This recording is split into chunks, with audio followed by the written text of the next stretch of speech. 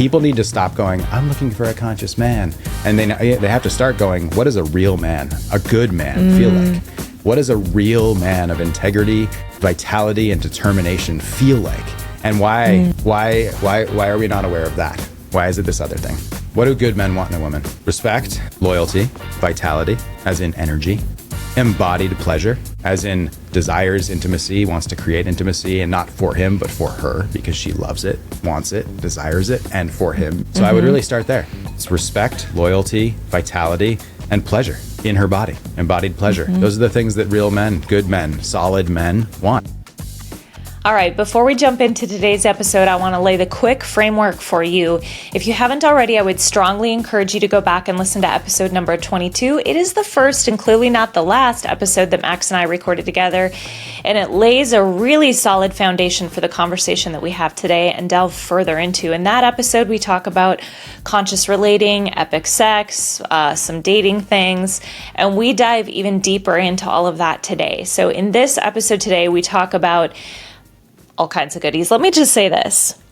Max brings the heat. He was feeling spicy, and in a good way. He shows up today with some really pointed opinions on what a conscious man is and isn't, good men, what good men want in women, the need for men to step up in leadership and owning a clear vision and purpose for their lives, what women can do to prepare for men in their future, or how they can relate in the most healthy way in relationship. We talk about communities, eldership, toxic masculinity, and toxic femininity. It's so much. It's so good. You're going to love it. How can I not say it? Buckle up. We're diving in. Max, welcome back to the whole shebang. Yeah, thanks for having me back. And congrats. Yeah. Is this your 50th episode? This is my 50th. I have to say, when I started this, I was like, if I get to 50 and I still want to do this, then I'll keep going. But 50 was kind of my mile marker. And I'm like, oh, she's just getting started. Yeah, good. I'm glad you feel that way. And I am so honored to be your 50th. Here we are. Yeah, right on. Okay, I'm going to start with a question that I didn't send you in advance. Are you ready for it? Absolutely. So let's talk about toxic masculinity. All right, let's get into it. What is it? This is a topic, this is a buzzword, right? Toxic. Yeah. And I think what we don't hear a lot of is also toxic femininity. Yep. Yeah, we don't. Yeah, somehow the feminine side is absolved of all toxicity, apparently, according to the common narrative. Yeah. All right. This is actually really easy to understand. So healthy masculinity would be leadership. Like, here's what we're doing. Here's where we're going. Where it turns toxic is when things aren't working and the masculine, whoever that is, in leadership positions gets controlling, tyrannical, emotionally unstable, and like trying to maintain control for the sake of leadership. That's where the toxic element comes. And so, like if things aren't working in my life and I'm just like demanding that she change, demanding that we do different things, or even just my emotional expression from a place of trying to control, that's toxic masculinity. And so it's a power dynamic from the top down because it's control, it's tyrannical. It's just like, that's what it is.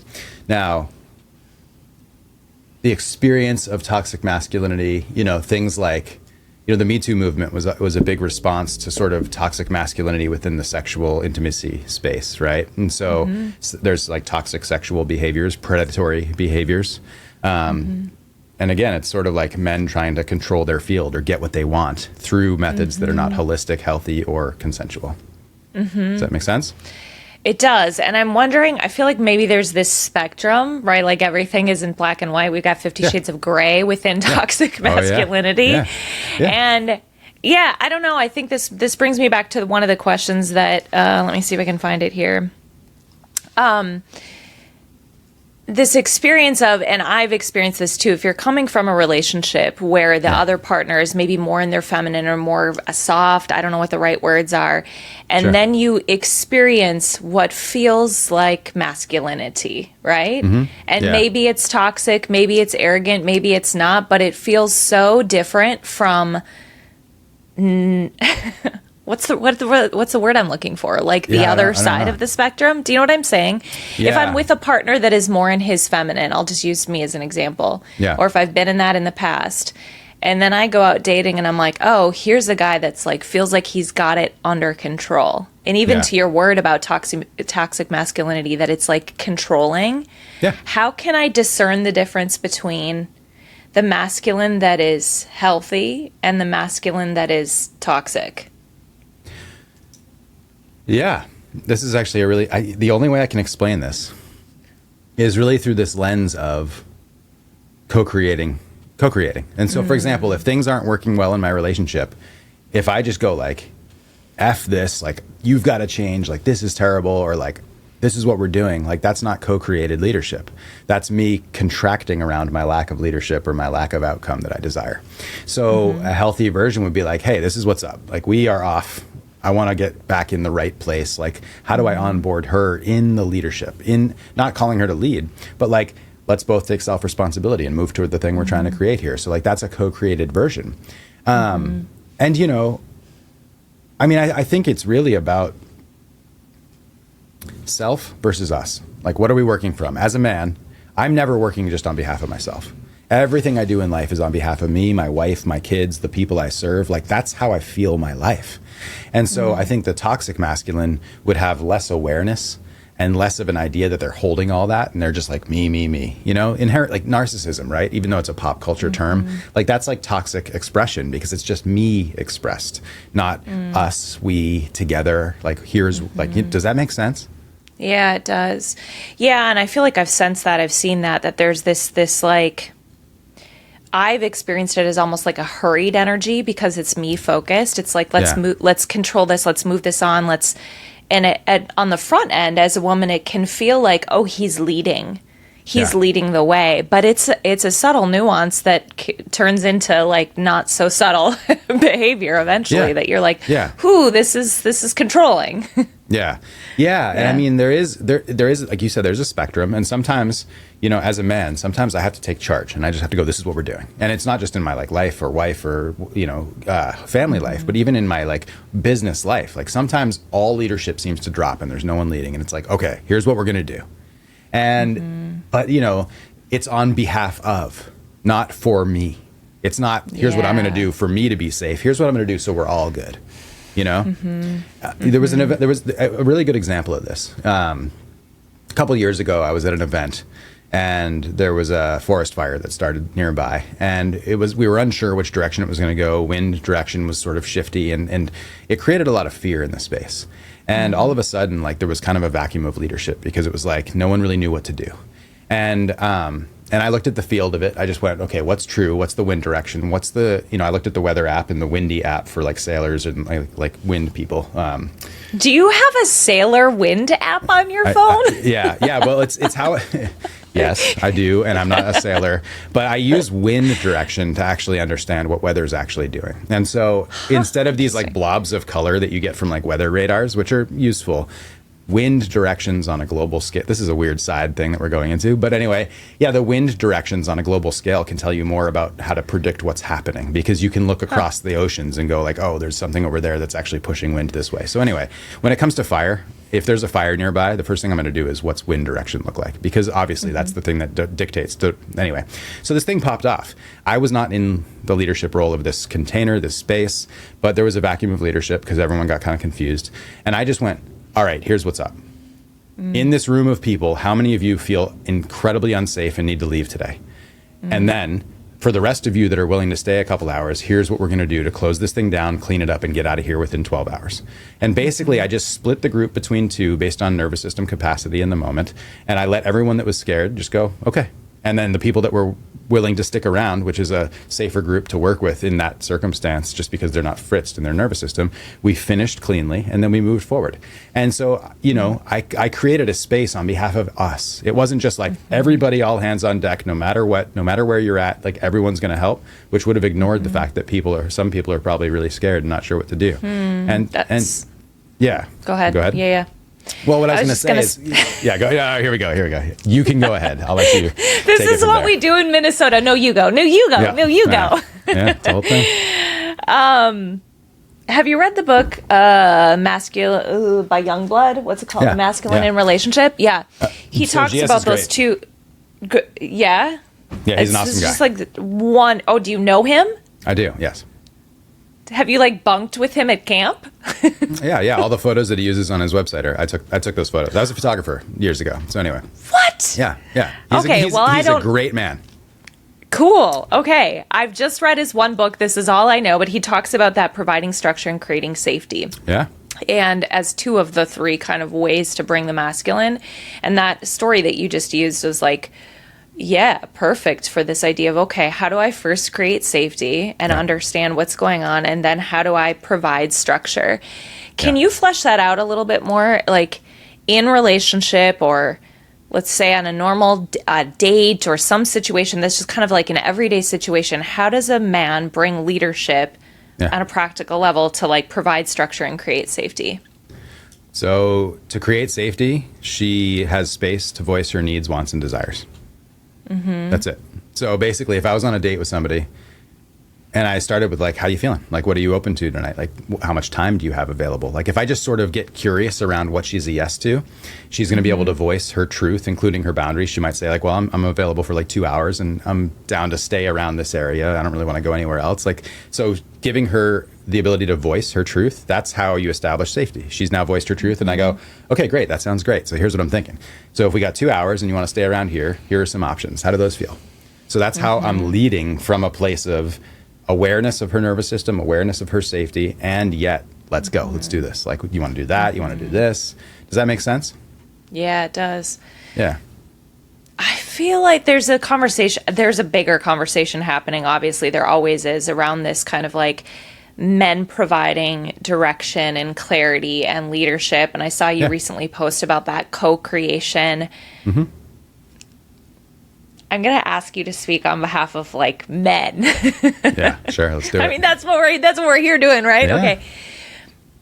Do you think most men want to do that? Like deep down, do they have a desire where they want to lead? Or are they like also tired of being in their masculine all day and tired of leading and they want a co-creator? Like, do men want to do that?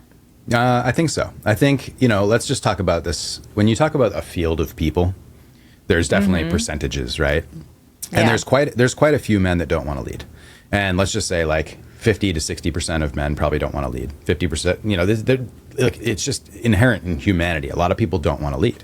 And so when I'm talking about the men that are in my field, the men that are coming to my events or that I coach or that I work with, these are men that want to lead. And they want to learn how to lead. And one of the reasons men don't want to lead and why we have so many more men that feel disempowered in leadership is because anyone that's 40 or younger, really 50 or younger, has kind of grown up with this this big it's not at the fault of feminism, but like this language around men are terrible, men are toxic, and then Me Too, and then all this stuff. And so men are kind of like, I don't even know what I'm like capable of doing here. Like, what am I allowed to do? Like, can I claim leadership? And is that toxic? Like, a lot of confusion around what's inherently true in my beingness going to be castrated by other people, including our mothers, right? So a lot of people that turn into nice guys, like their whole deal is like their mothers castrated them. So now you have nice guys who can't lead. Because they're leading not from truth of heart, they're leading from, is it safe if I do this? Is she safe if I do this? So it's always like reactive leadership. So anyway, here's the thing. You said, do men want to lead? I think so. I think a lot of men do. And I find that the men that choose leadership and choose to say like, here's what I want from my life, here's what I want to create, and here's how I'm going to do it with my wife, my kids, or my people in mind, those are the men that I'm just like, boom, that is a trustable man. That is a capable man, And inherently, when you get into the South, the American South where I live, there's a lot of Christian men that are in the, the church. And they sort of have this foundational way of living kind of built in because it's a church-oriented thing. Now, I'm not saying it's all right. Like, there's certain dynamics in the Christian church that are a little, wonky. But like, in terms of the foundational truth, like, I'm a man, I'm in charge of my flock, I'm here to create from that place, in relationship to God. Like, that's actually pretty solid. And so what I find in my realm is, like, how do we get back to men that are just like, I'm here to take care of my people? You know what I mean? That's been so on the forefront of my mind lately. And I just posted something about this. Like, I'm just feeling, I don't know if convicted's the right word, but this conversation around the patriarchy and around like my role as a woman and the women in my world. And this idea kind of popped into my head or my being the other day as I was considering, like, how do we evolve in forgiveness and how do we release karma? And this kind of question is sitting with me of like, have we forgiven the patriarchy?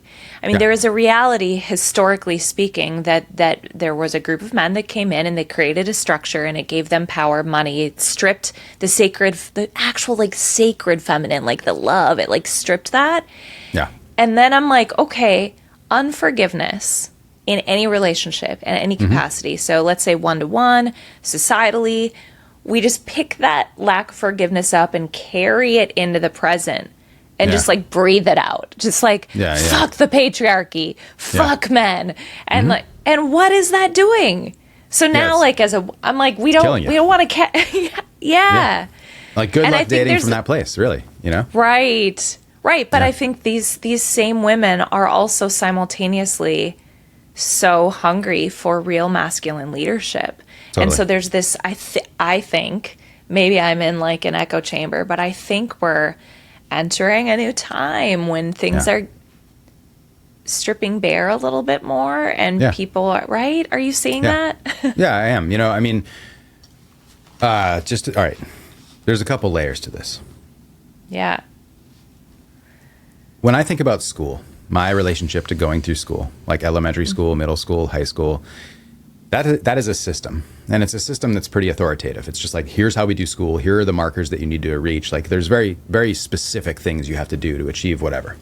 And I really struggled with it because I was more of an artist. I was more of a person that thought in colors and shapes and sounds rather than like linear, you know, like, and, you know, concepts. I'm a concept guy. So, like, I loved history. I liked science. I liked certain things. But then when we got into math, I was like, I hate this. I don't like memorization. I don't like, you know, whatever. And so anyway, why I'm bringing this up is because I had a huge, like, reaction to school that was so much that, like, my constitution was like, F this. F all of it. Like, I don't want it. I don't need it. I don't want any part to do with it. I don't like the way it feels. So that's sort of like me reacting to the structure or the patriarchal, like, okay. But here's the thing. But school is really important. School's really important, and school as a system, even though it doesn't get it all right, and even though it doesn't address all the different learning styles and blah, blah, blah, it's really important. And it's the thing that actually has created an incredible class of people in every country where schools exist that are capable to do big things beyond just chop wood and make food. Like people that can do like science and like, you know, all the different stuff. Like that's from education. So here's the thing, right? Why I'm bringing this up is because it's incredibly naive to just go, the patriarchy is terrible and everything about it's terrible. Like, really? Really? Because we have roads, we have electricity, we have homes, we have cars, we have all sorts of stuff. And you know who made it? Men. Men made it all. I have a construction site in front of my house. There's about 50 men working out there. That's part of the patriarchy. Men who are creating structure. That structure I drive on every day to get my kids to school, to go to the grocery store. And this is really simple. And it's also really like ignorant if we don't actually admit the truth, which is that men built an incredible system that we are in luxurious benefit of. And some parts of it don't feel good. You know what I mean? Max, you're bringing the heat today. I like it. Yeah. I mean, it's true. It's true.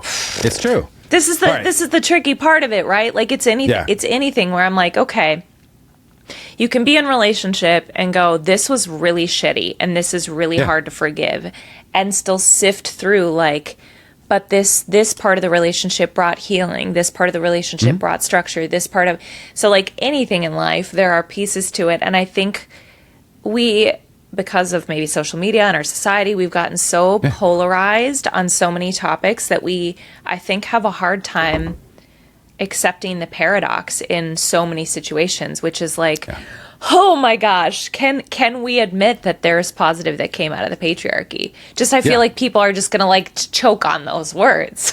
Well, it's ignorance. It's straight ignorance. Like there's nothing more entitled and ridiculous than a woman who has the right to vote, who has a high-powered, like wealthy job and has a good situation for her house, her family, her safety, right? Nice house worth $500,000 or more. You've got kids, you've got nice cars, you've got a husband, like you've got a career. Like someone like that being like, F the patriarchy is like, okay. Like I can't take it seriously. I can't take it seriously. You are living at the benefit of structures that were built by men. They're incredible, these structures. And some of the things about them are terrible, and we have to sort those out. And so that's really what we're doing right now. But to throw the whole thing out, good luck. Good luck.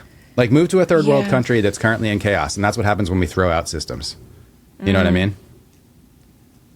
Like, This really. is gonna sit with me. Yeah, no, this is real. Like, and I'm it is real. like, I'm doing my best to just like fully because I have grown up in an environment where the message that I've received around the patriarchy has been loud, it's been subtle, and I have had experiences that have been really 100%. fucking tough. Yeah, totally. And so, like, to sift through that is not easy.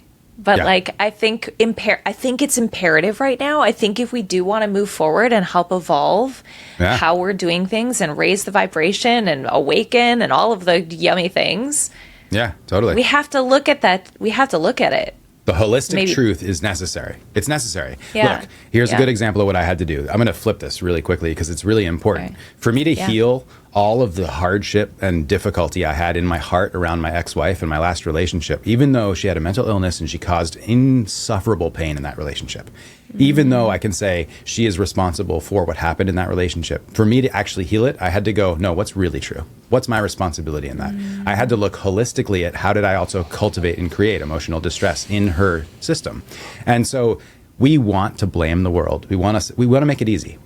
We want to absolve ourselves of the responsibility so that we don't have to take responsibility. That's really what it comes down to.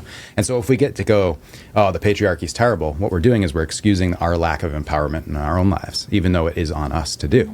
You know what I mean? Yeah. It's been really Yeah. interesting, you know, and this is in all the different big conversations, like all the polarizing conversations. It's either I'm disempowered because I'm not taking responsibility, or I'm empowered because I've taken responsibility. And when you look at who's actually empowered in the world, there's the people that are like, the world's not working for me. And then there's the people that are like, I'm creating with the power I have. That's the two types of people you have in the world. Does that make sense? Yeah. Yeah, that makes a ton of sense. Yeah. Okay, so let's talk about how we create and be empowered moving forward. Yeah. Yeah. What do you this is like a big question. So take this where you Let's want go. to take this, or maybe don't take it anywhere, but like Yeah.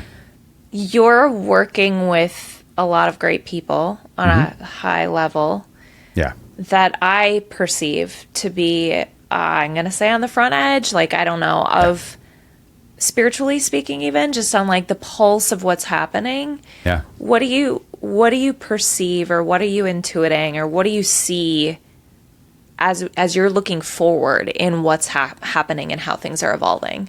Yeah, what I'll say, I know a lot of people that are in the kind of self-growth community, and they are like the top leaders of it, right? And you know, GS you mentioned, for example, and you know, Robert Glover, John Wineland, David Data. These are people that I'm aware of or have contacted or been whatever.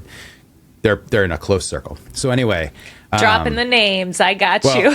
well, I'm just trying to say, like, these are the people. Yes. I'm not really. What I just did, you know, look, Robert Glover with nice guy stuff, like he's at the front Yeah. end of healing the nice guy. You know, John. This is Wineland why I'm with Sacred asking you, Intimacy. because you've Yeah, no, I get it. You know, GS is really working in this like kind of intellectual way around these concepts. And anyway, so listen, here's the thing.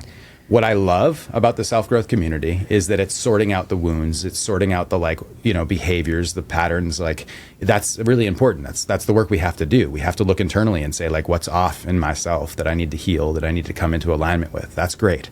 What I'm really seeing though right now is there's a lot of hunger for the future. Like, where do I go with this? Like, once I've healed some of these things, now what? And you actually need to have both. And so a lot of the work I'm doing with men these days is really future oriented, and it's future and self oriented. And what I mean by that is it's like, let's heal our stuff, but let's also look at what is the compelling future I'm creating with my life? What am I doing with my life? And the reason I came to this personally is because I've been in self-growth work for a long enough time and it was missing. It's a big gap. And so I looked at, okay, what is that about? And first of all, it's about, we have a lack of elders, and elders are the wisdom keepers that would be compelling us forward. So we don't have any elders that are telling 40-year-old men where they should go next.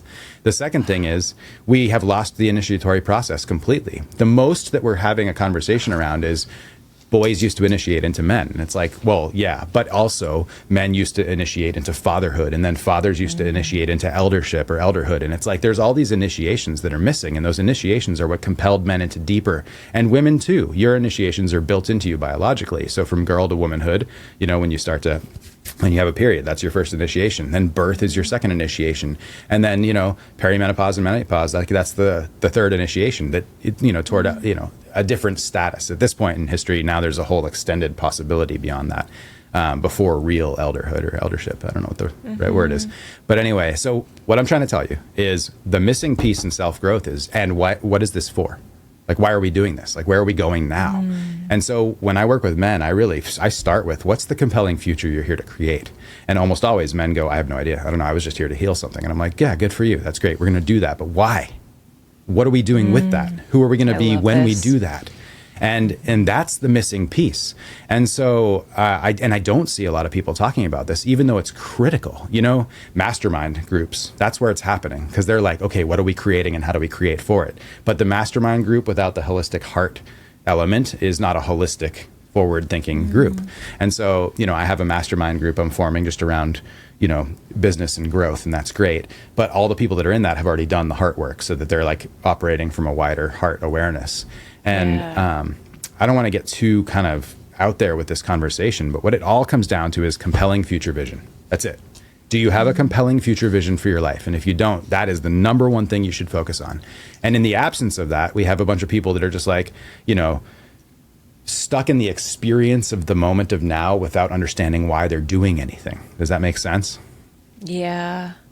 This is so wild, because I feel like for me, for so long in the working world, it was all about where am I heading? What's the metric? What's the goal? Where am I heading? And I really struggled to be present. And now I've spent several years healing and shadow work and being in my embodiment practices and all of that. And I can see where one could get stuck in this cycle of like, I love that question. Okay, for what? Why? For what is the...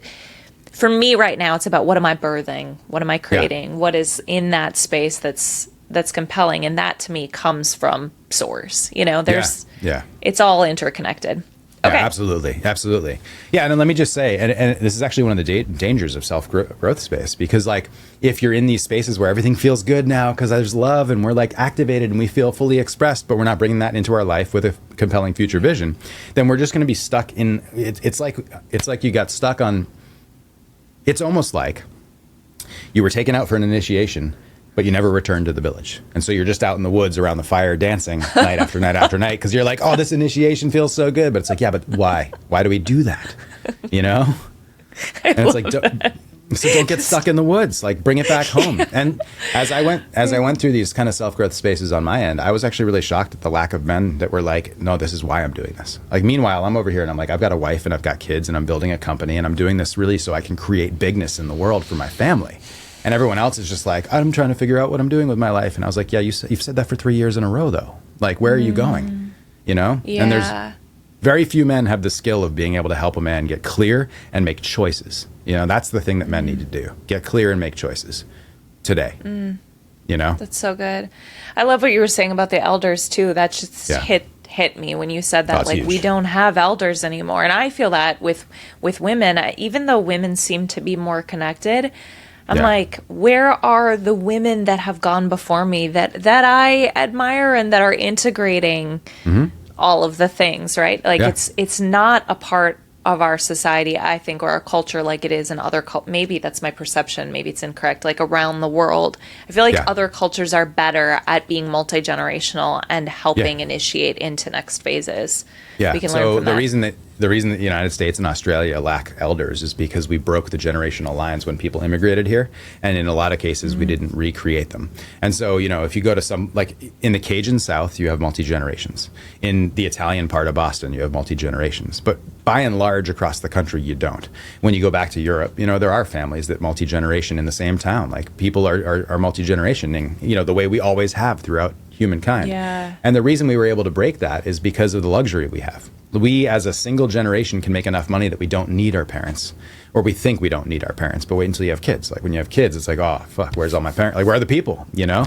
And look, when I chose my wife, I chose a woman that had a family lineage close and active, because I was like, I want to create a family dynamic that has more of the old way, you know, village, raise the kids kind of thing, you know? Our kids never went to daycare. They went to their grandmother's house, their aunt's house, their grandmother's best friend's house. Like, the village raised my children, and I did that by design. So did my wife. It's also why I chose my wife. But, you know, it matters.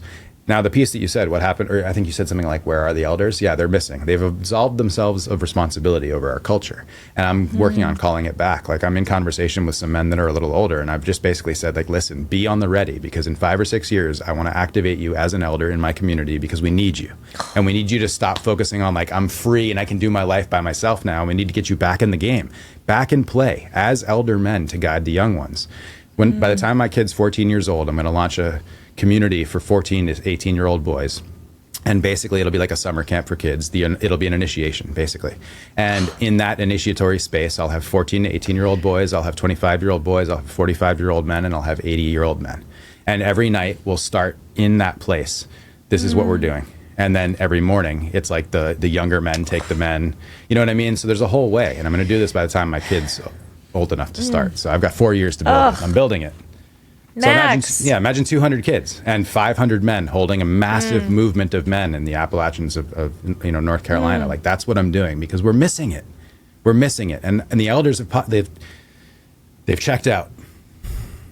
They've checked out. This is so hitting me on a few different levels. I'm going to go personal on you. Yeah, let's go. That's okay. Yeah, of course. My dad passed away 7 years ago, and prior to him passing away, he was a very Christian man, but very to himself. Yeah. And when my girls were really little, he was talking about could we live in a house together, and he wanted to be a part. And the only way that I could, or what he would share, the only way that he could see himself being of use was to help impart wisdom into my kids, because he wasn't connected anywhere else, and he didn't want to be connected anymore to the religious church structure. But I don't think he had there been something like this for him. Yeah, it's exactly. It's huge. Exactly. Yeah, it's huge. It's huge with purpose and that vision. And why am I doing this? Why am I healing? Why am I doing this? And you have men at that age that either they've, like you said, I think maybe there's a little bit of a spectrum here too, right? They've absolved themselves of responsibility, or they feel like nobody cares. Nobody, that's how my dad felt. He's I'm kind of useless. I'm discarded. Exactly. Yeah. Well, what's really interesting? So I invited a couple elders that are in an old, they had a men's work community in New Orleans years ago, in the 90s.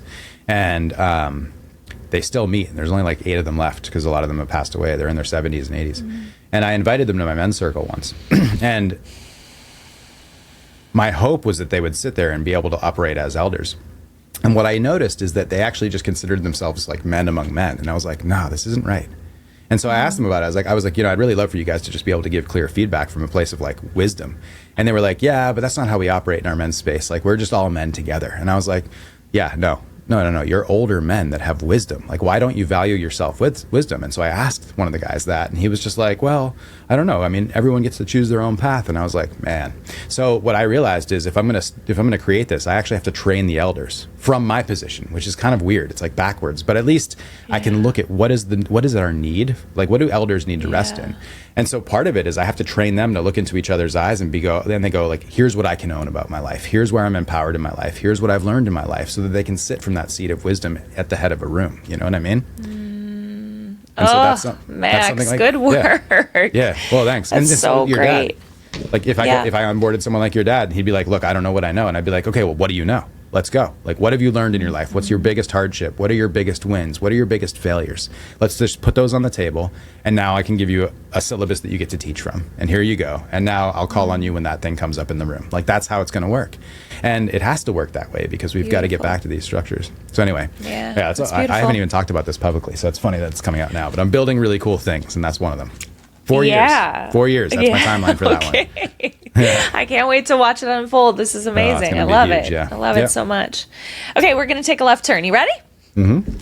Oh, geez. Let me get my earbuds back in first. All good. Okay, I got a lot of questions in preparation from my podcast listeners.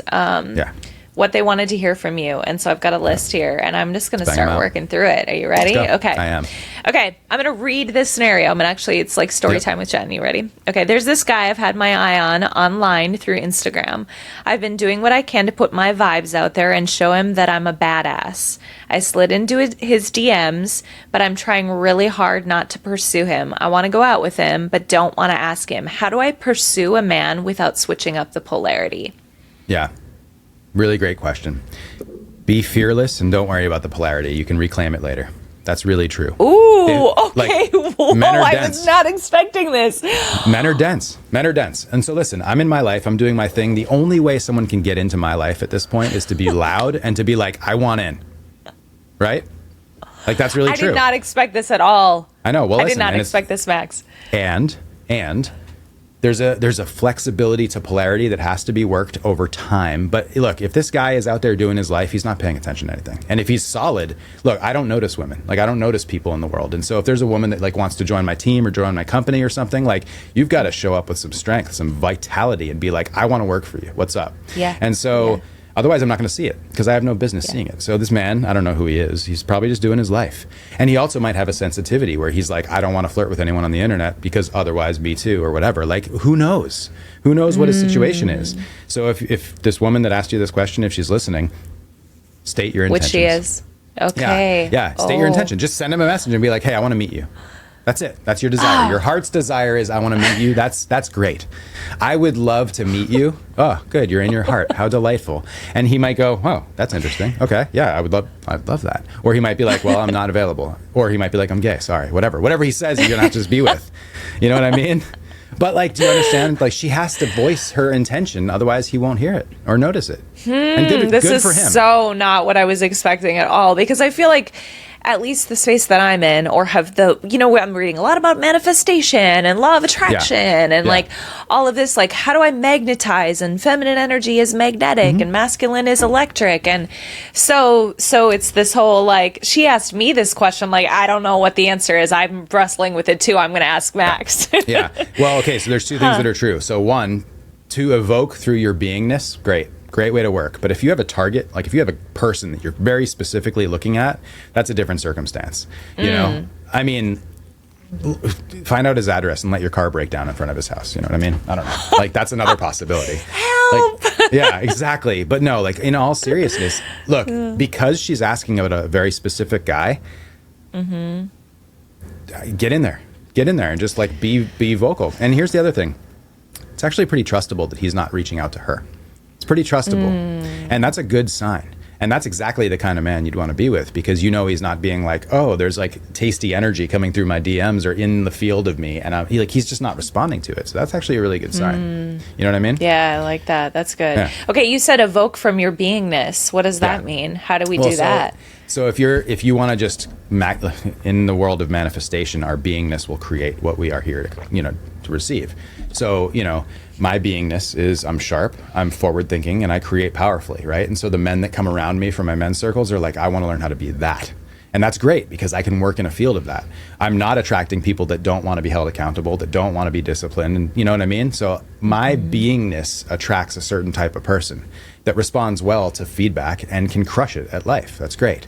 When I was dating, I was very much like this, basically, with a little more play. And I would go on dates from this place. And like, and so what I could discern very quickly was, can this woman rise to be a partner in this is what I'm here to create, And it was like 19 people. I mean, I think realistically it was something between 16 and 19 people that I dated before I found my wife, and every single one of them couldn't hold a torch to my energy. And some of them wanted to dance with it, but I'm like, no, that's not what I'm here for. When I met my wife, I was like, what's up? Where are you at? And she's like, I want to find a man that I can do life with. And I was like, damn, there it is. That's the strength of spine that I'm looking for in a woman, So whatever. Okay. A powerful woman holds both the masculine and feminine, truly. And by holds the masculine, she knows what she wants and she knows what she's here to be a stand for. That's really important. And so if you're a woman listening and you're only practicing in your feminine, you're missing the part that self speaks, that has self-responsibility, that self leads. And so anyway, hopefully that helps. I think that's great. Okay. Yeah. Along those lines, what do conscious men find most attractive in women? Yeah, it's a great question. First of all, what does conscious men mean? You tell me. Well, okay. As a disclaimer, when people say conscious men, I roll my eyes because what does it mean? And honestly, I've spent enough time in the conscious community that I don't know. I don't know. I trust men that are crushing it at life. Are they conscious? Who knows? I don't know. Like, they're solid. They're here to lead. They're here to create beautifully. They have good relationships with their mothers. Like, that's the kind of stuff that I would speak to. Like, that's what you're looking for, you know? Would you replace the word conscious with something else, like healthy good or good? Ooh. Yeah. Okay. Good men, right? Where are the good men? You know? It's a lot better of a term. Has more meaning. So anyway, and also just because I've been around consciousness space, in the consciousness space, you know, whether it's like ecstatic dance, plant medicine people, like all that, like I don't see men leading in that space. Like, I don't see men that are serious. I've been around it a long time, and what I see is a bunch of men that are, I'm trying to find myself. I'm trying to figure it out. It's like, good for you. Go ahead. Let me know when you're ready. But then there's good men that are like, this is what I'm doing in life, you know? Yeah. And so I just want to land on this here, because people need to stop going, I'm looking for a conscious man. And they have to start going, what does a real man, a good man feel like? What does a real man of integrity, vitality, and determination feel like? And why are we not aware of that? Why is it this other thing? So anyway, what do good men want in a woman? Respect, loyalty, vitality, as in energy, embodied pleasure, as in desires intimacy, wants to create intimacy, and not for him, but for her, because she loves it, wants it, desires it, and for him, because, you know what I mean? So I would really start there. It's respect, loyalty, vitality, and pleasure in her body, embodied pleasure. Those are the things that real men, good men, solid men want. And, you know, the ability to create with a bigger vision. I would really argue that good men really want a woman that's seated in a position of relationship to God, not like, I don't know, life. It's like shallow and whatever. We just do these things, like bigger vision. Does that make sense? Yeah, that's good to hear too. Depth. Would you add depth to that? Is that kind of this idea, like connected to God? Yeah, connected to God would be depth. Future vision would be depth. You know, a bigger reason for life would be depth. But the capacity to actually look at what is happening emotionally, that's depth. So emotional intelligence. But, you know, I think most good men aren't really looking for an emotionally intelligent woman. They don't know what that means. But they're looking for a woman that has the capacity to be compassionate and sharp when needed, you know? Okay, cool. I like that. Yeah. Yeah. Okay. That's it. That's the answer. Here's a specific scenario for you again. I did the feminine, this is a male. I did the feminine cleanse, and now I'm getting back into the dating scene. As I'm beginning the dating process, is it more of a sorting through people and weeding out the non-fits, or is it more of a process seeing potential matches, choosing one, and then making that one the best choice? I.e., there isn't a wrong option, just choose one and make it the right one. There's a lot of wrong options. Yeah. As a man, when you're dating, listen to me really closely. I dated 20 people. I chose the 20th. I sorted through. I was like, where is the woman that can show up in life, has a good relationship to her mom, wants to have kids? Like, where is that woman? You know? And I just dated until I found it. And most people are incapable. I'd say 85% of people, if you're trying to go high bar life, like really high quality life, you know, sort through it. Don't go on second dates with people that you know are not aligned with your deeper, what you're doing in life. Well, and you talked about this on our first episode, just like getting clear on the front end of what it is that you want. And I think to your point earlier about like not knowing what the vision is or what I'm creating or why I'm healing. If I don't know that, how can I also know what I want or need in a partner? And yeah, exactly. Yeah. And then you're dating from a space of just like, well, I don't know, he's hot. Yeah. And then you got to rely on chemistry, which is like the shallowest thing you could possibly fall in love on. So anyway, But there is something else that he said in the question that I really want to. When I found my wife, I said, this is great. And I'm choosing her, and I'm all in. And then I went all in on that. But it wasn't on a future potential. It was the woman that's sitting in front of me checks all the boxes that I need. She's devoted to her family. She wants to create children and love and relationship. And she has a good relationship to her mom. That's it. That's really, and a spiritual practice. She had a spiritual practice. Relationship to God, I will say. That's what it is. Yeah. So when you said you went all in on it, that was like, I'm choosing this one and she's right. I'm choosing this one and I'm making it the right one by like going all in on it. Yeah. Exactly. Yeah. Okay. Yeah. No back doors. Burn the boats. It's like all in on this one, and we're going to figure this out. Yeah, that's so good. But she also had a kid. She had a 3-year-old, my son. He was 3 when I met her, and I wasn't gonna mess around with that. Like, if I'm coming into this dynamic, I'm coming in fully, and I'm gonna choose it. And so I did my pre-work, and then I just went, yeah, I'm in by the second date. I mean, really, by the first date, I knew. So whatever. This is a side question. What do you think of dating apps? I think they're fine. I found my wife on Tinder. Oh, did you? Tinder? Yeah. Okay. Dating apps are important because we have lives and everyone uses them. And also, you don't need to use them. You can go organic. You can go the old way. You know, you can work through your networks. You can ask your friends, anyone know any men? You know, look, the way I work in life is, if I want to achieve something, I go, what's available to me? How are the different possibilities and avenues that I can create this? And so I definitely use dating apps. I definitely tried not using dating apps and going organically. And I don't know, you know, what's interesting about my wife is that her and I went to the same bakery. And so like we literally probably saw each other multiple times. But when I went to that bakery, I was just like going to get my things and get out of there. The other thing that's interesting is, a year before we met, she was looking for a men's work facilitator in New Orleans, where I live, online. So she was basically like looking for me because I was that guy. I'm the men's work facilitator. I wasn't online. And so like she was looking, she had just divorced her ex-husband and was like really trying to figure out like, dude, go see like men's work people, like go find this. So she was looking for literally me. And like, so like there was already an energetic thing happening in the field around us with magnets and, you know, like, you know what I mean? Yeah. We probably walked by each other multiple times. I probably saw her and just went, and just, you know, because I was sort of buttoned up and keeping to myself. So anyway, yeah. Interesting. So yeah, I found her on Tinder, and I support dating apps fully, but also I think that, you know, get off the app as soon as you can. Yeah, I asked because I've read articles about just kind of this. It's meant to give you these hits, right? It's like Instagram, it's like Facebook. You get the likes, and then you have this fatigue or this idea of like, I have endless options, and people have, if they're not going in, I think, with that kind of intention and direction and just like, let's figure this out, and it's like, oh, this feels good. She's hitting me up. This is, I feel like it can be not helpful if it's not intentional, which like anything in life, I suppose. Yeah. Okay. What else do we want to talk about here? I don't know. You have some more questions, I think. Let's go. I have so many questions. Okay. What if this is the woman, what if I was working all day and I've been in my masculine all day? I come home and would love for him to help me come into my feminine, but he's also been working all day in his masculine. Yeah. What do we do if both of us have been in our masculine all day? Who's the one to rub the other person's back? Yeah, I love this question, and I want to break it down because there's two parts to it. There's a missing all right. There's masculine and feminine, which is like leadership and feeling and being in the essence of now, from an embodied state. Like that is a foundational teaching, but what we're talking about here is not that.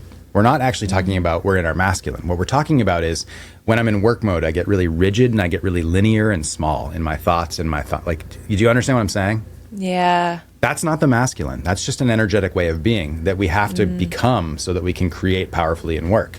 And so I just am saying that because it's actually not your masculine. It's actually just an energetic lane that you're stuck in because of your work mode. So what do we do with that? I believe it's our self-responsibility to chip that away and become open to, I'm here, I'm available.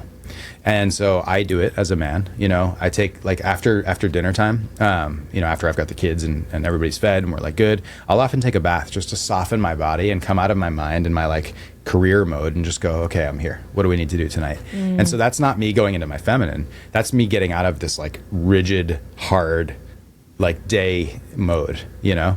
Does that make sense? Like represencing sort of. Represencing, like, yeah. Actually, that's a great way of saying it. So like represencing is what we have to do from an embodied place. And so this woman that's asking, I would start with take responsibility and get back in your, I feel good here now.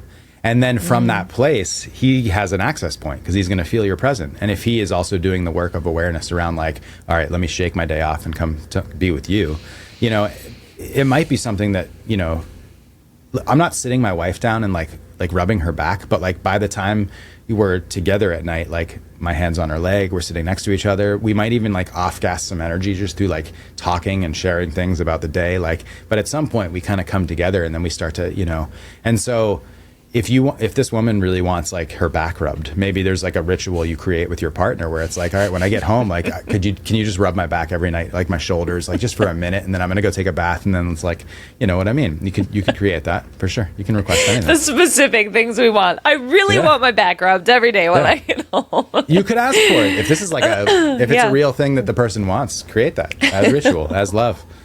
You know. I love that. Yeah. Okay. I need to feel. Here's how you invite it. If you're that woman, go. I really need to feel your hands on me. I feel all like. Ooh, like, blah, I like blah, blah. the way you put that. I really need to feel your hands on me. Yeah, a man will respond well to that rather than I need a back massage. Yeah. Like that's meaningless. Yeah. So anyway, if you're that woman, try that. See how that works. I bet he'll respond well to it. Oh, that's great. Okay, this is a spin-off of the first conversation we have, and I feel like you actually referenced this earlier in our conversation today. This kind of like, where are all the conscious men? Yeah. I.e. good men. Yeah. I don't know what we want to call this, if we want to call this a bias that we see the world through, the lens that we see the world through, but just kind of this idea that we have beliefs that live in our body and in our mind that are causing us to see what we're going to see. Can we, do you know where I'm going with this? Occurring world kind of stuff? Mm-hmm. Yeah. Okay.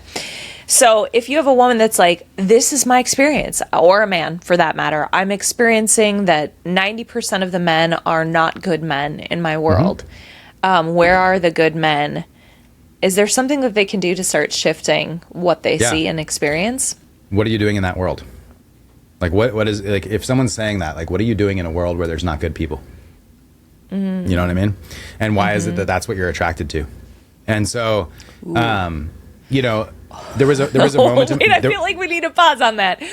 Yeah. Like, why is it that that's what you're attracted to? Just people reflecting and being, because this comes back to the victim responsibility thing. Like, where are all these bad men in my life? It's like, ooh, but where's your responsibility in that? Why are you, what are you attracted to? Yeah.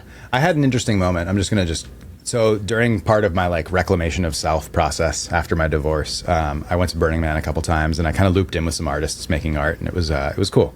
It was just sort of a fun thing that I did to kind of just be like full expression of self, and it was a part of my healing and grief. And so anyway, what I really noticed after like a couple years of being looped in with these people is I was like, wow, this is a messy group of people. Like, this is a lot of drugs. This is a lot of addiction. This is a lot of like, doesn't have their life together, and they're pouring all their energy into the thing that makes them feel good, but they have nothing together in their real life.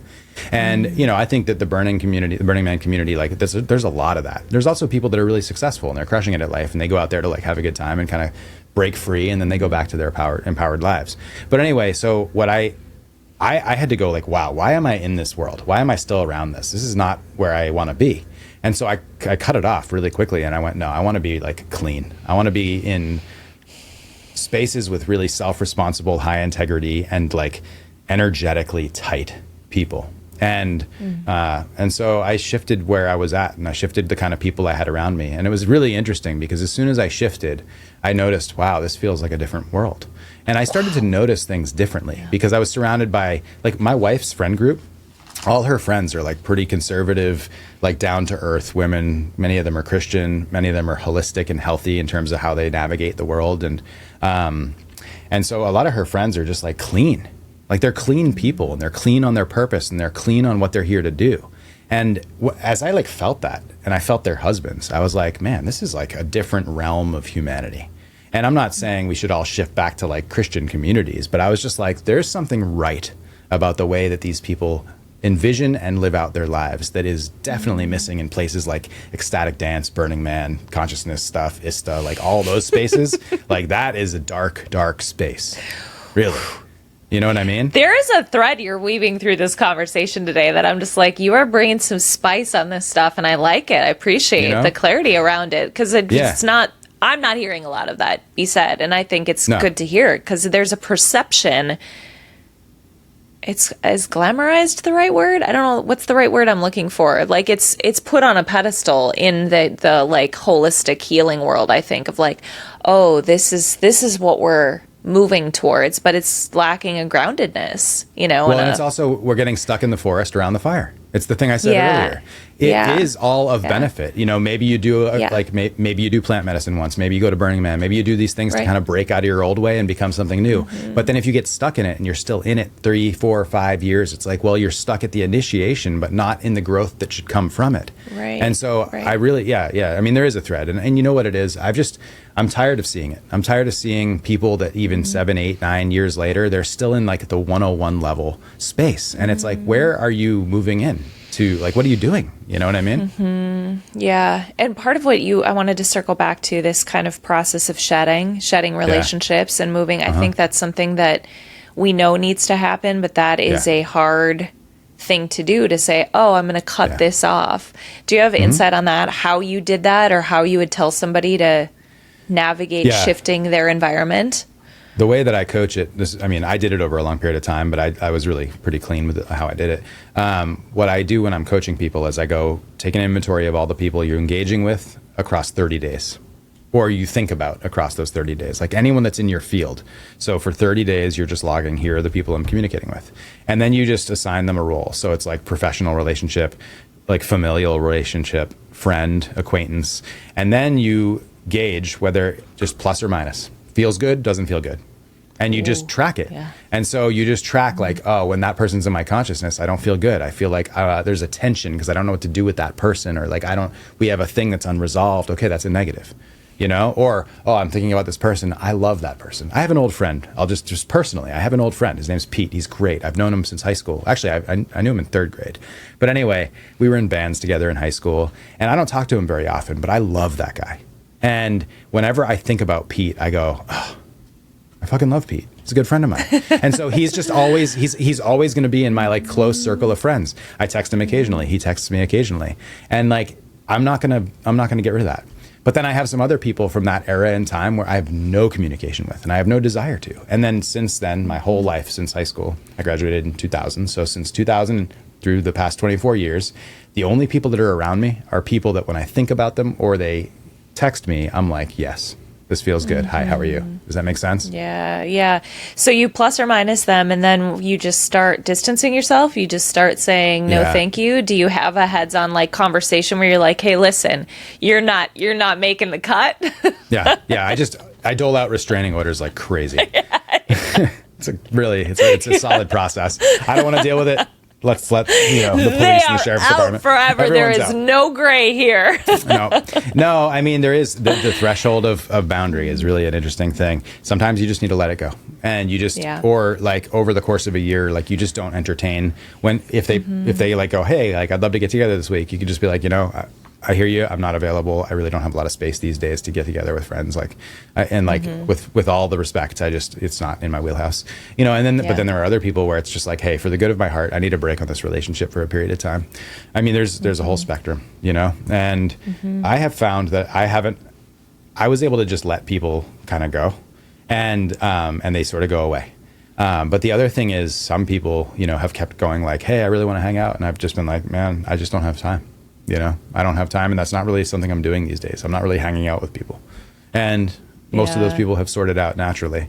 And then the one guy that didn't sort out, the guy that's like, hey, I'm going to get on your calendar, I let him because he's great. And he's really solid, and I actually love him. And there's a part of me that's like, I'm going to keep this guy around. You know what I mean? I thought you were going somewhere else with that, but no, I have a really great friend who because I buttoned up so tightly that no one had their this is the thing I was talking about earlier. I buttoned up so tightly that like no one had access to me energetically a couple of years ago. And this guy stayed the course, and he was just like, man, I just want to get on your calendar. And he wasn't a negative to me, but he also was just like, I was in a moment where everyone was shut off. And his resilience and commitment to being like, dude, I want to support you and I need your support. Like I saw him the other day and I was just like, I fucking love this guy. And so, that is a part of it. Does that make sense? Like, I'm not trying to cut everybody out. Sense. But I did cut everybody out so I could be really clean. And then some people kind of stuck around beyond my like not really hanging out with anybody these days. And I got to say, this one's a good one. He's a keeper. He's a good dude. Yeah, I've had a couple of those in my life too that I'm like, they're sort of insistent. And as you open that up and go, okay, well, let's hang out. And they go, this is cool. They had a sense of something that I couldn't see. And there's something here that's really great. Yeah, but not an easy process to weed that through. No. I just saw this like dumb thing on Instagram. It was a bunch of metronomes that somebody started them all at separate times. Have you seen this before? And they sync. And they all like naturally sync up, and it's just this metaphor for like, we really do get impacted by the people, even just energetically, that are around us. And I feel that it's a real thing. And how's it impacting all of the things in all of our life? It's a big deal. The Heart Math Institute did some science on this, and it's actually real. You can measure, if you take a person that's depressed and you put them in a room and you have a sheet and somebody walks in that room and you measure their energy, they become depressed. It's real. It's real. We are impacted energetically by the people we are surrounded by. And so if we're surrounded by people who are messy, who are depressed, who are anxious, who are on pharmaceuticals and completely disembodied, we are going to be confused energetically. It's going to muck up our energetic field. And people, people are going to have whatever response to that they have. But the truth is, I only surround myself with people that are vital, that are determined, disciplined, and capable of creating empowered lives, either as men or women. And I actually don't surround myself with any women. My wife has her friends, and I my director is a woman, but aside from that, Right. You know what I mean? How do you reconcile that with like making an impact on the people that aren't vibrating that way? What? Do you know what I mean? Like within the church world, there was just kind of this like, you become the sum of the 5 people that you surround yourself with. Don't surround yourself with all the people that are like depressed and like messy and all of that stuff. But then there still was this sort of, I feel compelled to reach those people or impact those people or like this responsibility towards helping raise the collective. How do you wrestle with those two things? How do you reconcile Yeah, it's interesting those? that you say that. I don't really wrestle with it. And the reason is because I'm fierce in my boundary around savior complex stuff. Like, I'm not here to save anybody. I'm over here in the woods around my fire. If you want to get down with this, meet me out here. That's it. Full stop. Everybody else. And I just assume like the majority of people aren't down with it. Good for you. Good luck. Yeah.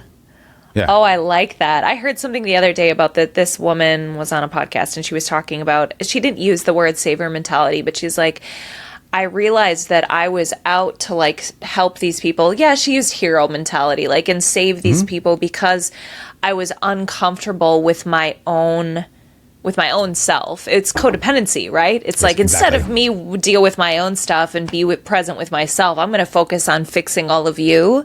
Yeah. Which is an interesting dynamic. Yeah, the whole dynamic that's underneath the savior complex or the healer, anyone that calls himself a healer, that's a super red flag. What that is it's people that gain self-value through the helping other people. And my self-value is inherent in my beingness. I'm good. I'm a good dude. I'm solid. My wife loves me. I love my wife. I love my kids. Boom, I'm solid. And I can create powerfully in the life. That's where my self-value comes from. The work that I do, I am here to help people. But only the kind of people that are really like down to like crush. Like, let's crush. Let's be good men. Let's figure out how to be successful. That's the group I'm here to help. The people that are like, I can't figure out my fucking life. I'm just like, okay, good for you. Let me know if you don't feel that. the need to like go down and grab them by the hair and like pull them out of that. You're just like, cool. When you're ready to come over by the fire, come on over or don't. Yeah. Okay. Cool. Yeah. Well, in the military, like the Navy SEALs aren't accepting first year like recruits. You know what I mean? Yeah. Like, they're not. Yeah. And they can't have them around because they're a liability for like the success of that group of people.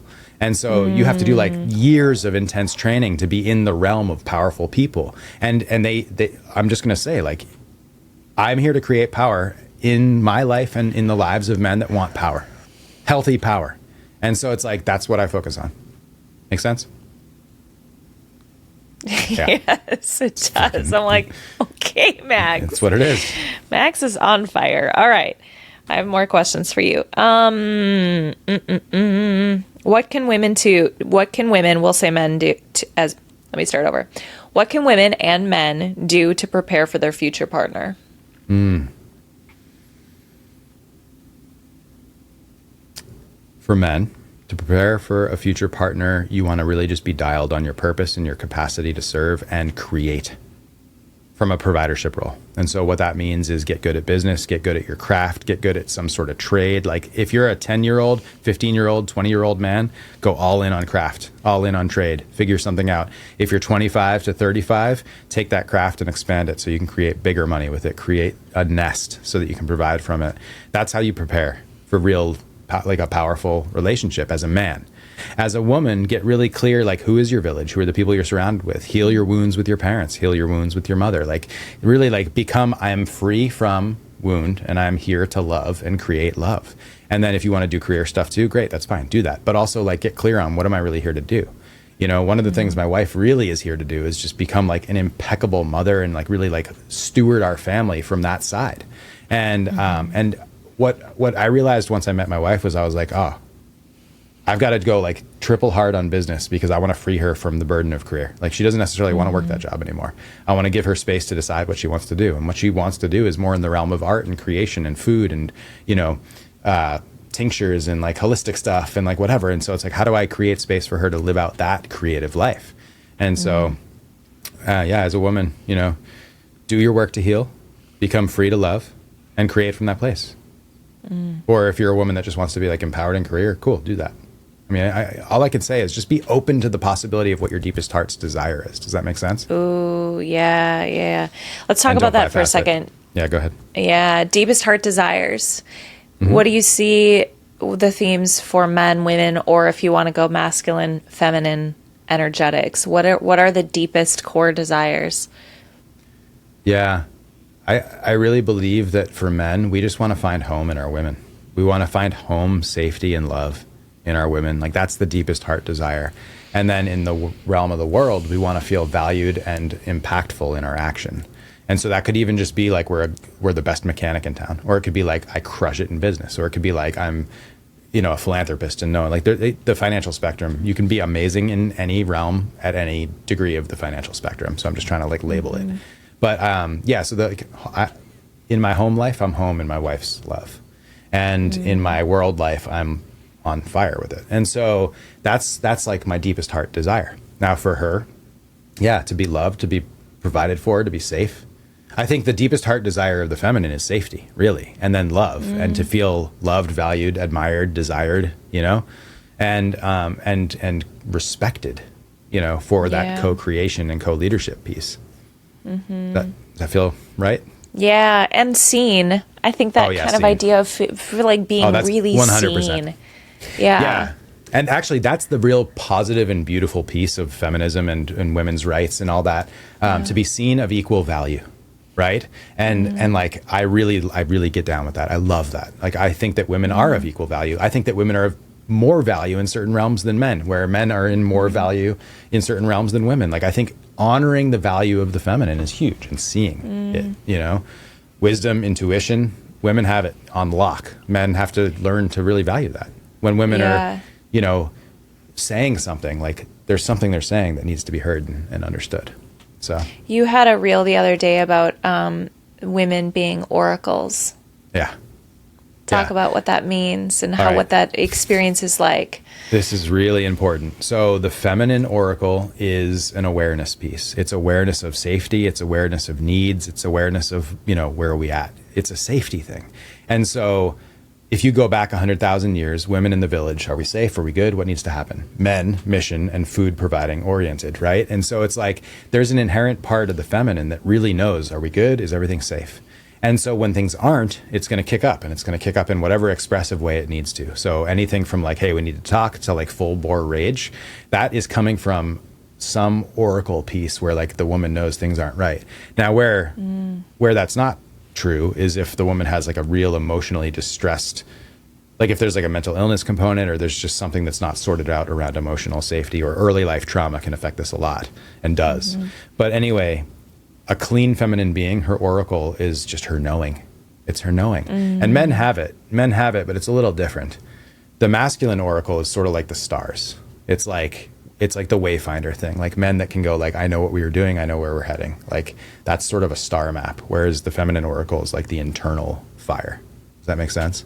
Yeah, I feel that. And I mean, the reason I brought that up and coming back to that being seen is there's something that feels really good, at least in my experience, when I get a really strong intuitive kind of knowing or hit, and this would happen in work too, where I'd be like, ugh, like I can feel like this thing isn't the right way, or we need to look at this different thing. And it's almost like it just drops in and you're just like what do I do with this? Will anyone hear me? Will anyone see this?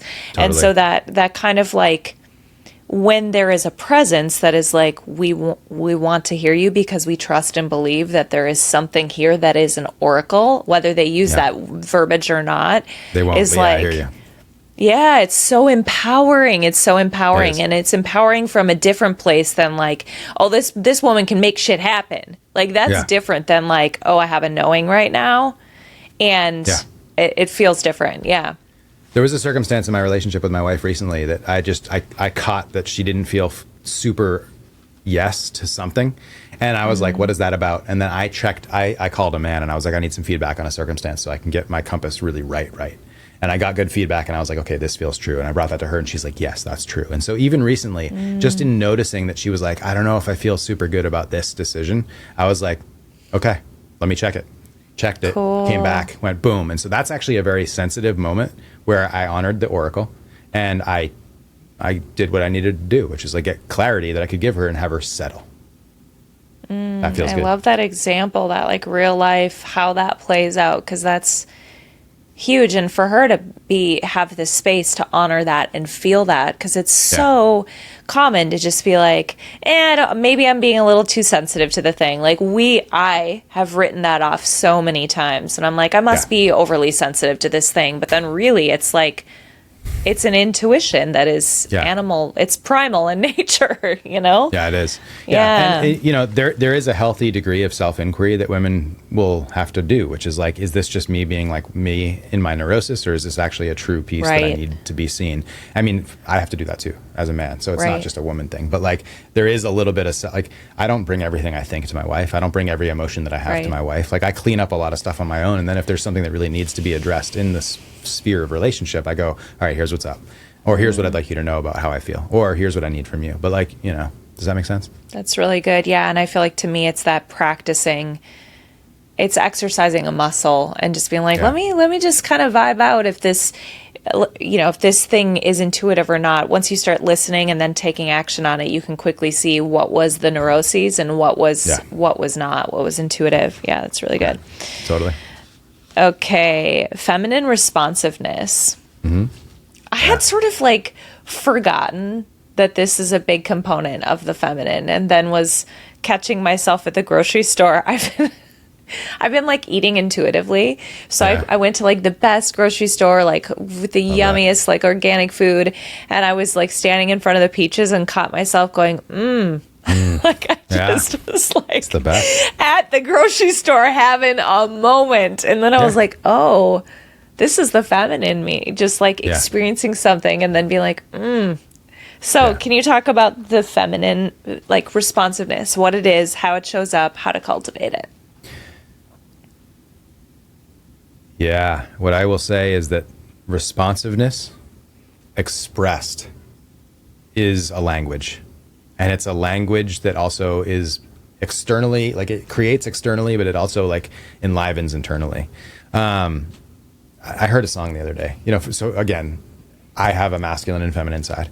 I heard a song the other day and I just went, oh, it's so good. It's so good. What's and I turned the song? it up and I gotta know. Like, what's the song? It was probably that Teddy Swims song. One. I don't know the name of it, but anyway, like that, his voice. Actually, what it was I saw on TikTok. He walked up to somebody and started singing it next to a piano, and I was like, my God, this dude. And I just was in the like of that. And what I'll say is that's life. Life is that. Like we have a birthright to be able to feel good about life. And so if we're cut down and we have no responsiveness, we're basically part of that. Like I don't know. I don't want to hang out with people that don't have responsiveness. I want men that want to be like, I'm here for it. And I want women that are like, I am here for it. Like that's aliveness and vitality.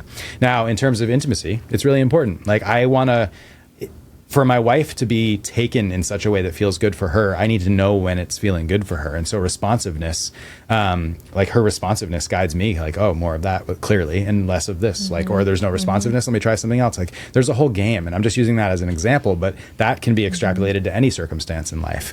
And so like, if like the energy of a man walking in the room, look, if I walk into a room and I have a certain energy and she will likes it and wants more of it, if she's just like, oh, I love when you do that, I'm going to be like, oh shit, I'll do that more then, clearly. And so, responsiveness creates more of the life we're here to create. Does that make sense? Mm-hmm. And so if we don't that's have, really good. So if we're not attuned to responsiveness, then, then we're not giving feedback to the realm around us that allows the realm to respond correctly to our desires. Yeah. It's real work. I feel like the embodiment, the practice of getting in your body and being and then it just happens naturally. It's a natural reaction, I guess, is maybe the wrong word, but right.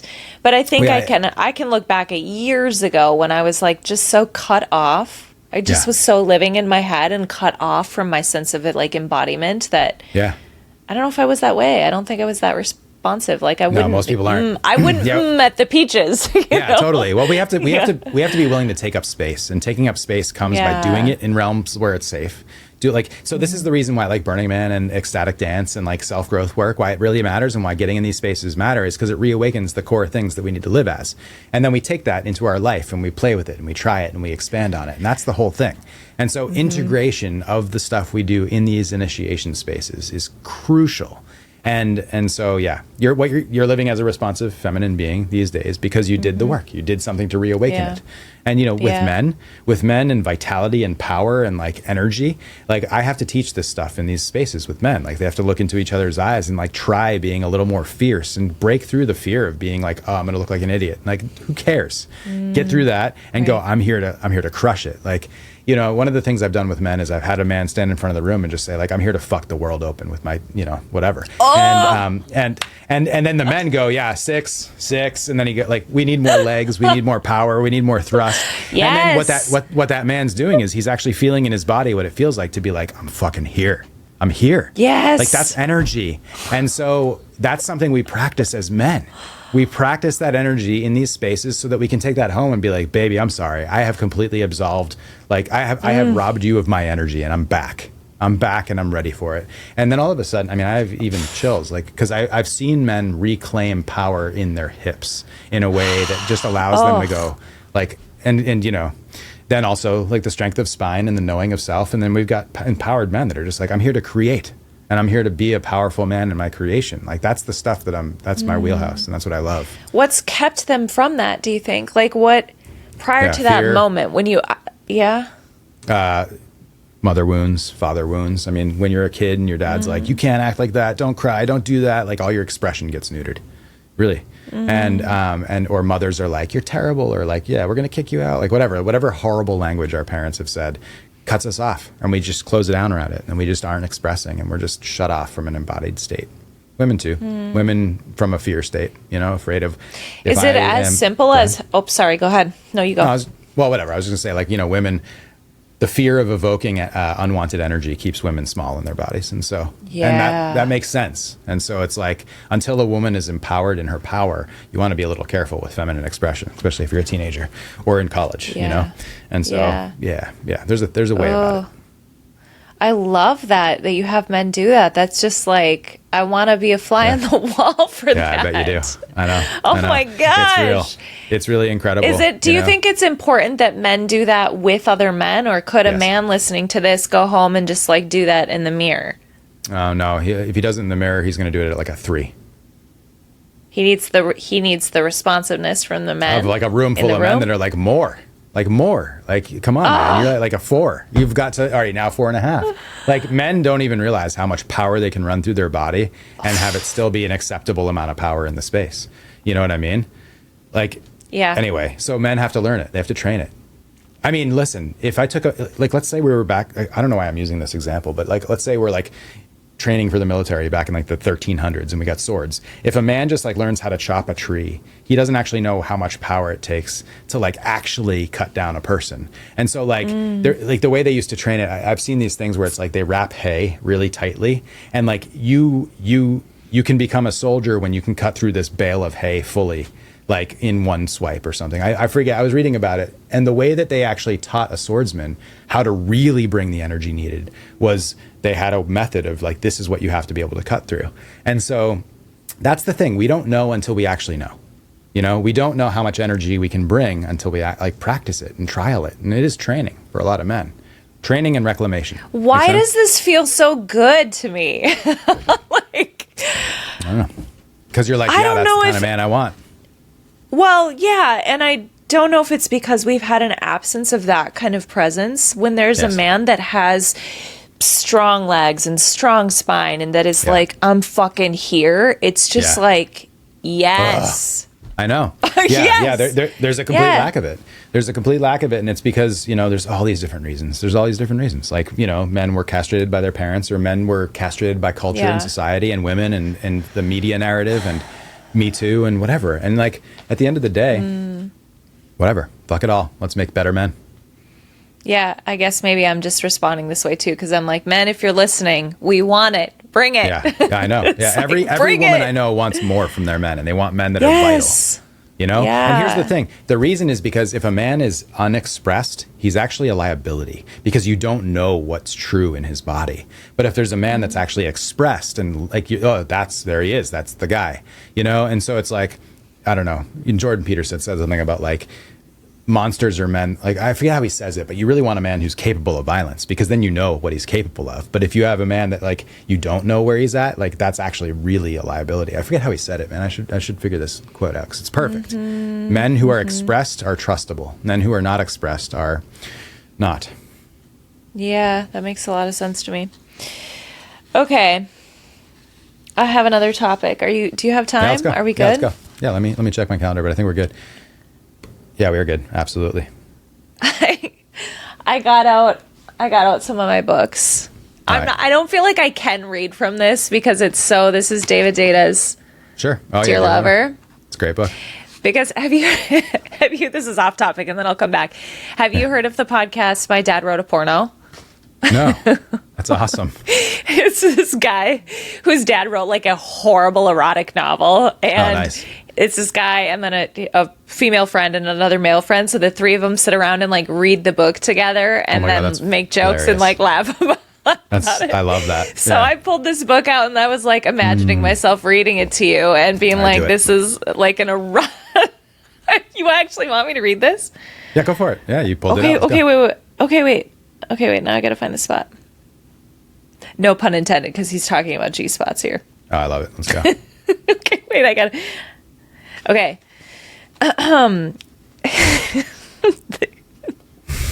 You've been making love for almost an hour.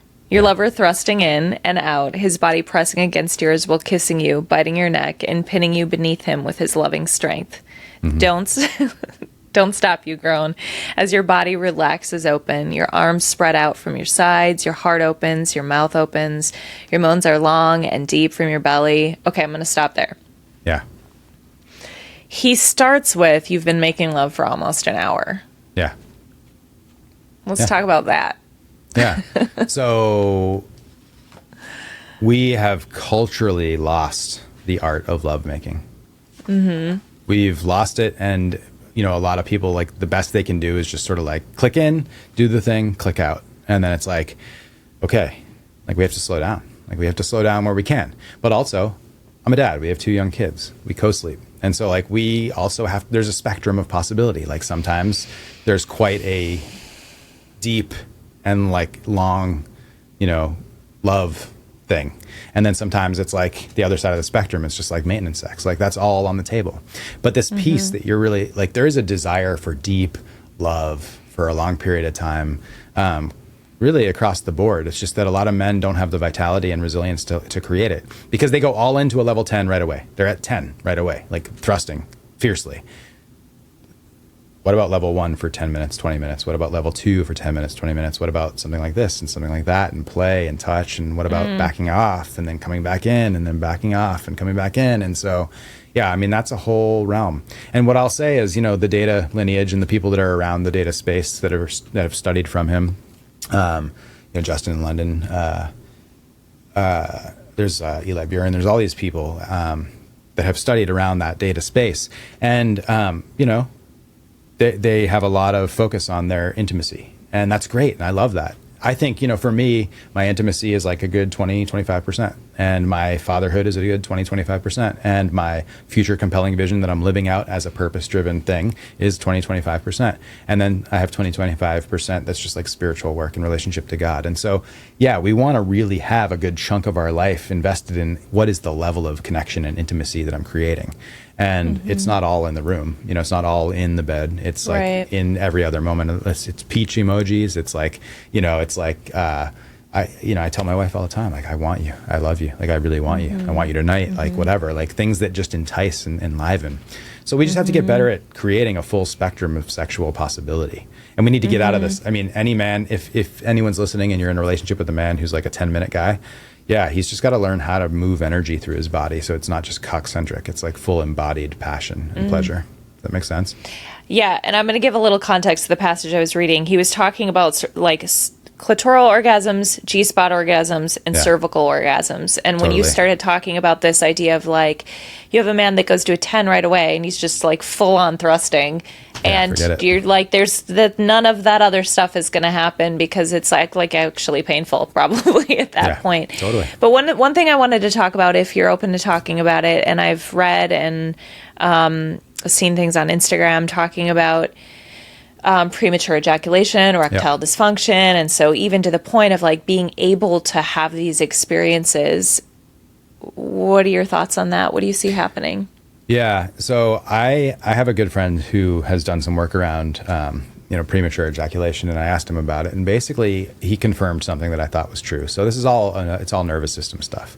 Men have to get really slow and low in their nervous system because premature ejaculation comes from the wiriness, the fear, the like confusion, and like the like, you know, energy. And so learning how to slow down. There's also the performance anxiety piece, which is huge for a lot of men. Like, oh, is she feeling pleasure? Is she okay? Like the like lack of knowing. And yeah. So, all right, let me just separate these out. Okay. Erectile dysfunction, a lack of hardness. There's a lot of factors. The biggest one is psychological. Then there's pharmaceutical factors. So if you're on pharmaceutical drugs, there's a lot of them that cause that. And it's the energy in your body. Like if you, I really believe that if men have ED issues, one of the things to do, back off on powerlifting if you're powerlifting, back off on pharmaceuticals that have these effects, and try to get more in vital energy that's alive. A little bit of cardio, a little bit of movement, legs, hips, open your bottom hips, like learn how to move energy at the lower body. I do a lot of work with the center column with men, and so it's like opening up the whole spine and lower energetic parts like the pelvis and the low spine. And I find that we have to get energy down into that part of our body. I went through a period in my first marriage, during the end of the first marriage, where I had an experience of ED, and I was like, what is going on? And I really thought, I reached that moment in my life. That's what it is. And, but interestingly, like when I met my wife and I mentioned it, she's like, I'm not worried about it. I was like, oh. And then I never had a problem again. And it was like, but there was a psychological component. I didn't feel safe in my first marriage. She had emotionally abusive because of borderline personality disorder. And so like my body literally stopped being available to create love with my wife. And so that's an important piece. Yeah. Yeah. And I get it. It makes complete sense, you know? But yeah. Is there anything that we can do as partners or as women, male or female, I guess, partners too, to support? I mean, like what your wife said was great. Are there other things that we can do to support, or what if it's not being talked about? He's like a 3-minute guy and like, there's not a conversation around it. What do you do? You've got to create the conversation, frankly. Yeah. Because he's probably got some shame around it and he's afraid to talk about it. How would I do it if I was a woman? Be fearless and be like, listen, I want to have sex with you that lasts longer. I want to have sex with you that lasts like, 30 minutes or 40 minutes. And I totally get that you come quickly. And I know that there are men that have worked on this. And maybe you kind of do some research. If any women are listening, reach out to me and I'll give you the name of some people I know that have done work around this. I just can't think of them offhand, or I don't even know how much they're public. And so basically, like, you could reach out privately. One of them's a therapist, and so he doesn't have a public profile. But I would send people to him because he's really done this work in his own life, and he's very vocal about it. And we've got to create conversations with men that have gone through it. It's like nice guys have to go hang out with nice guys that are recovered to get through it. Anyone with ED or premature stuff, just talk to men that have been through it and recovered it. Yeah. Yeah. That's good. Yeah. I mean, it's a super important part of a relationship. And I think that it's not, if it's uncomfortable to talk about, then what happens? Yeah. Yeah. And I mean, in terms of ED, erectile dysfunction, I'm not against like, try Cialis or Viagra, like try it and see if it works for you. And like, whatever. Sometimes, my dad is 76 and has an incredible sex life, and he definitely needs help. Like he does. Him and I have talked about it. Like, and so what? Let it be. It's pretty great that we can still have incredible sex at 76 years old. So I'm not like above or like whatever. My wife is more holistic in her way of looking at life, and I am too across the board. But this one little piece, it helps. When you get there, if it helps, it helps. Okay. Yeah. Maybe this is the last question. So maybe not. We'll see. What is the purpose of relationships? To find home. And to walk each other home. And to be home. That's it. That's really it. I like that. And they're really exciting. That. Yeah. I mean, I really believe that, like, once I clicked in with my wife, I have no needs. Like, I have no needs that are external to my life. Like, my life at home is fulfilled and full and beautiful. And then I get to just go, and my life in the world is, I'm on fire, on my mission, crushing it, and that's it. And I don't need anything else. Like, really. It sounds to me like that, I hear a lot of this, like, men want to be free. And that can mean, I want to be free to fuck all the people I want to fuck. It can mean that, right? Yeah, that's what it like can mean a a lot immature prince would say. Yeah, sure. It can mean a lot of things, but what I heard you just say is like, I'm free. Like I am free. Yeah, right? Yeah. And this relationship has created that, yeah. I heard a teacher once say they needed to create a lot of space away from their life and away from their relationship to feel like freedom. And I just thought, the hell are you doing in your relationship? That was my response, because I was like, my relationship has me free. I'm free as a man. I don't have any needs, wants, desires outside of it. I'm fully fulfilled in my relationship in terms of emotional health, love. Like, she loves me. She's loyal. We create beautiful love together, and our intimacy is on fire. I mean, I was talking to a guy a couple of years ago that was like, I have these like women that are in like different countries. And I'm like, yeah, that's really inconvenient. I have more sex and better sex than you do, even with all your women. And he was like, huh. And I was like, I actually pity the fact that you have to fly around the world to have your needs met, because I get them met all the time. No flight necessary. And I was just like, it bores me when I hear men be like, I want the freedom to blah, blah, blah. And I'm like, that's not freedom, bro. You're stuck in an addiction to women and chasing women. It's boring. And it's also really immature. So anyway, whatever. I don't want to get into that too much, but it's just, I see it in men all the time. They're like, I want freedom. And it's like, well, what does that say about the life you've created? Yeah. Really? Yeah. It's the big thing. Well, and I like that you've punctuated that, like, this relationship with your wife has given you that. I think that's a reality that, I don't know, those men, other men, whomever, aren't like seeing or aware of that possibility as much as it can be. Like, this thing can create the freedom you're looking for. This kind of relationship can create the freedom you're looking for. Yeah, 1,000%. Well, yeah, it's crazy. And there is a part of me that, like, sure, I'd like to get out in nature like once in a while, but that's more about my life. It's not really I'm not trying to get away from my wife. Like, I'm trying to, like, I have a really intense, I'm working like 65 plus hours a week. I have an intense job. I'm holding people constantly. And so there's a part of me that's like, I need to go lay in a creek next to a waterfall for like a couple days. And that's not me trying to escape for anything. That's just about the reclamation of nourishment in my body. But I certainly don't need it that often. Once a year is good enough, for a short period of time. Yeah. Yeah. But okay, anyway, Max. Is there anything else that's surfacing for you on your heart or mind that you're seeing in your work or that you want to share today? You know, as I think about where we are right now, and when is this podcast going to come out? Is this coming out within the next couple of weeks? August, the first Thursday in August. Yeah. Yeah. So we're in a really wild time. It's real chaotic. There's a lot of energy. And I'm just going to presence that for anybody that's listening to this, like, we're in an election year. We're heading toward an election. Stay out of the chaos. Stay out of the drama. Stay out of the emotions. You already know what you're going to do in the election. So just stay out of the rest of it. Because it's all drama that's meant to make you feel things that are not good. And what I would say is, if you're listening to this, get abundantly clear right now. What is the life I'm here to create, and what do I need to do that? And that is the singular most important thing. You know, get out of, and this is a perfect moment to realize how much the world gets into your consciousness because it's trying to. Does that make sense? Yeah. Like I have such a tight ship. I just I unfollowed like 2,000 accounts on my Instagram. I'm now down to like I follow like 200 things on Instagram, and they're all like friends or like weird stuff like banjo players in Appalachian Mountains and like Nordic tattoo guys. It's like literally what I'm into. I need a Nordic tattoo person, actually. Do you? Yeah, there's a couple of really good ones. I'll hook you up with my whatever. So anyway, great. Yeah. But anyway, like get out of the chaos and get really clear with your life. I'm just seeing that like the biggest crisis of mankind is a lack of knowing who you are as a human. Like if you don't know who you are, figure that out. Learn who you are. And, you know, at the end of the day, I guess the thing I'll drop here is I'm about to launch a bunch of incredible communities, like an online community for men and women, an online community for men. There will be another one for women that my director, Kendall, who's an incredible embodiment facilitator, she'll be running, and I'll drop into for Q&As occasionally. And then I'm scheduling 2 to 3 years of men's immersions, and I'm going to be doing something really interesting with my immersions.